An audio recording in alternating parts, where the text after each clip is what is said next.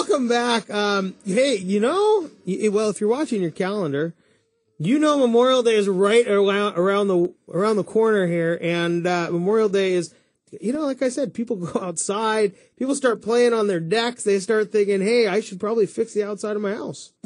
Yeah, exactly. I think we're starting to see a lot more people starting to contact us because they have outdoor projects that they're looking to do. They're getting excited. We had some good weather a couple weeks ago, and now we got the holiday weekend that maybe they can get a little extra work done. Yeah. Well, Paul, you guys, again, this is Paul Kocharhook, the owner of Pathway Design and Construction. And so what do you guys start seeing? The holiday weekend comes up. Home Depot gets packed.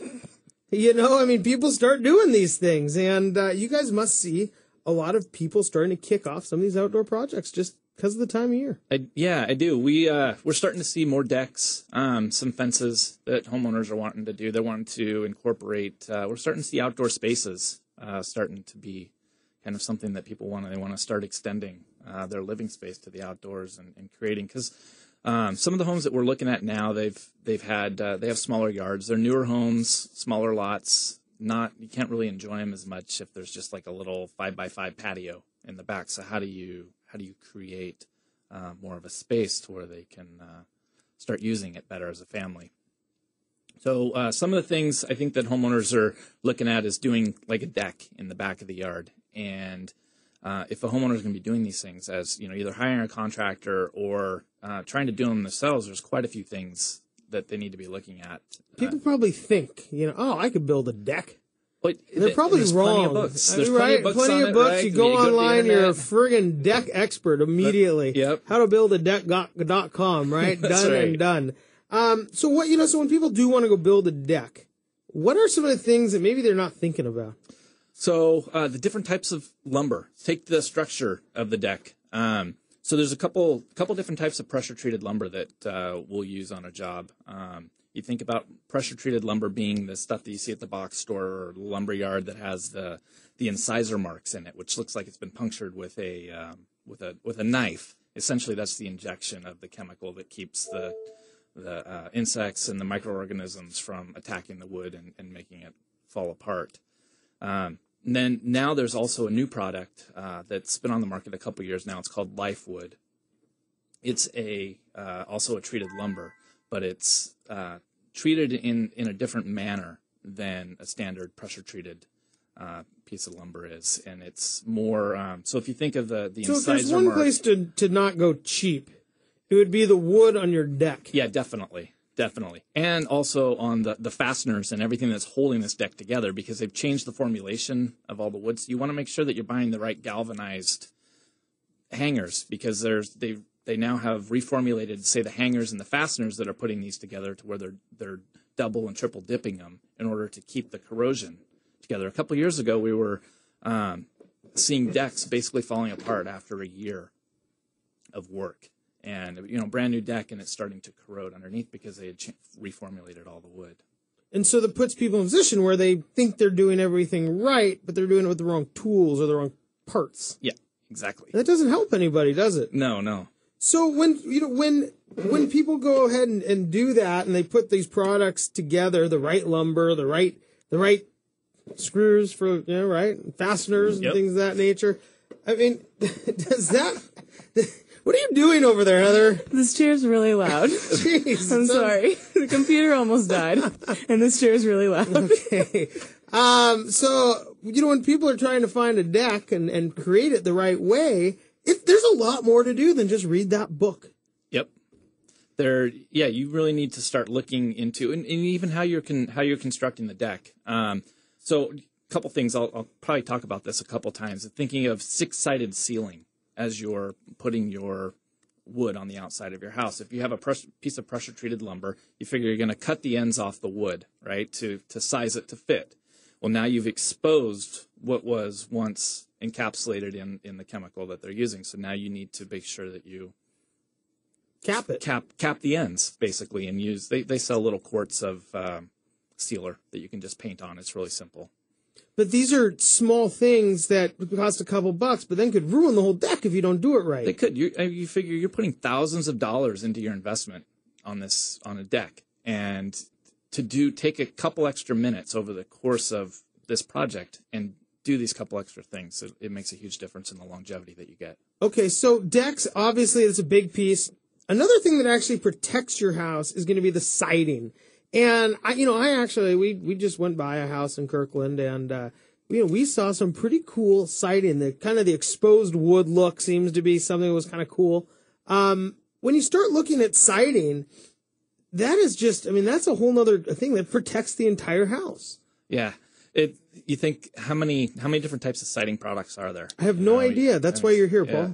I couldn't even tell you. Oh, okay. There's so many different manufacturers. Like thousands. Yeah. Okay. It's probably not thousands, but it's millions. Yeah. But we think about around here, cedar's probably very popular. It has been since basically they started building houses. Native Americans. Yeah.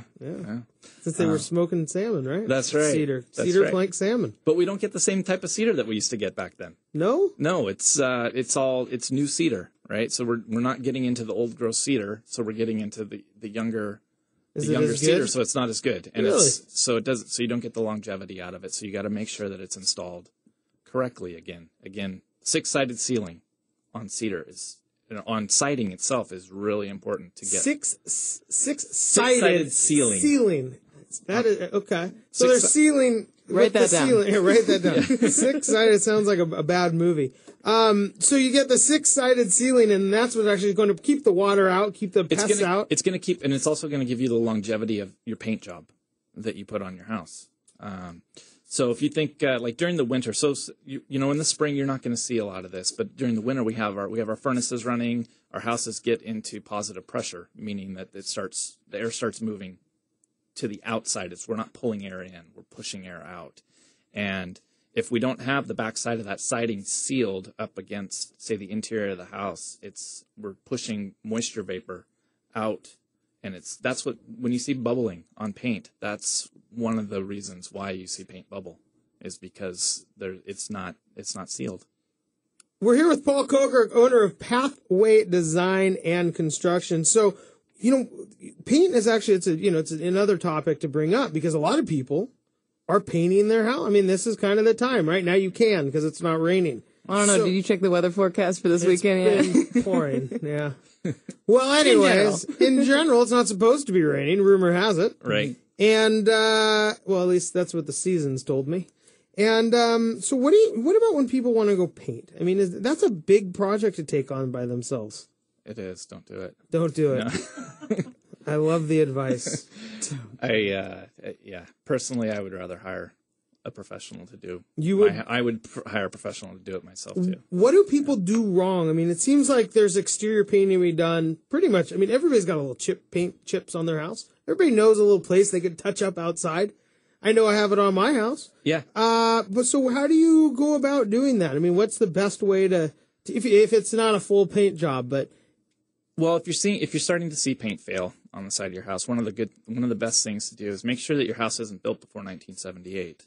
And if it is built before 1978, you need to start looking at it and seeing, okay, does it contain lead paint? And one of the best ways to do that is to see if it's looking like an alligator. You start seeing alligatoring in the paint, that more than likely means like the paint. Teeth. It's no, not teeth, but like the scale, like the skin, like the skin, like the back of an alligator, like the rough kind of razor bladey looking stuff. Yep.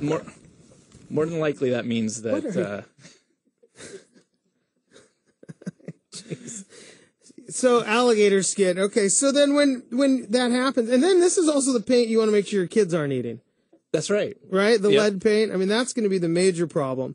But so when you start seeing it fail, what do you need to do? What if you do have lead paint? So you need to make sure that you're taking care of the removal process correctly. So either getting a professional involved to remove it and get it prepped properly, or do it yourself, but make sure that you, like businesses such as ours will consult with homeowners as to this is the way to handle it. Sometimes the budget's not there, but a few $100s can go a long way in helping protect your family. Just to consult. Yep. So that, then you kind of have somebody in your corner, which I think is so key. Now you don't have to rely on the book or the website. That's right. Do you guys do a lot of that for people with outdoor projects? Yeah, they kind of they want to help a little bit, or shave down some costs a little bit there. Yeah, it's something I really enjoy because you're able to help educate the homeowner, and sometimes the homeowners want their kids to get involved, and it's a great way to teach them on things to look out for and keep mom and dad on the straight and narrow. And on the sideline, right? And get the kids doing the work. That's right. Yep. You're like a little child labor manager. That's right. That's not true, Paul. I don't really think you manage child labor, but it would make sense to get the kids involved. They get the hands-on experience, and to have help so the parents aren't telling the kids to do it wrong. Probably a good place to start. Yep. Well, Paul, thanks so much for joining us. Really appreciate it. Come back soon and stick around for the end of the show when we chat a little bit more. Again, that's Paul Kocharhook, owner of Pathway Design and Construction. Man, alligator paint doesn't sound good. Lead paint doesn't sound good. But we all found out in the studio Heather has an alligator purse. So, if you heard a bunch of things falling over, it was because of a purse. We'll be right back after this break. You're listening to Brashenomics.